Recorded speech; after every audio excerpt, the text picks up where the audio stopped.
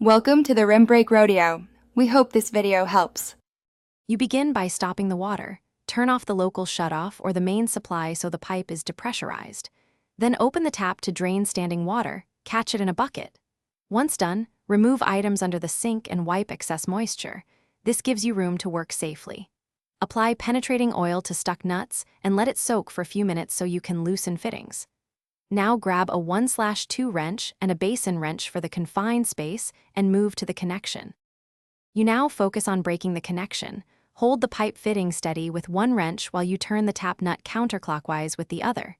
If the nut is recessed, swap to a basin wrench to reach awkward angles.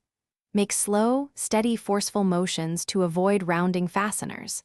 If a fitting is soldered, score it with a hacksaw and plan to resolder or use a compression replacement.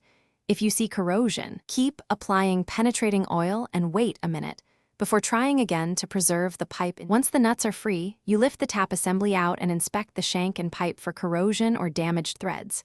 If you find rough edges, clean the pipe with emery cloth, replace rubber seals or O-rings, and wrap male threads with plumber's tape for a reliable seal. Reassemble hand tight, then snug with wrenches. When done, open the shutoff slowly. Watch joints closely for leaks. If a drip appears, tighten slightly. If persistent, reseat the seal or consider replacing the fitting. Thanks for watching. Consider subscribing if we helped you.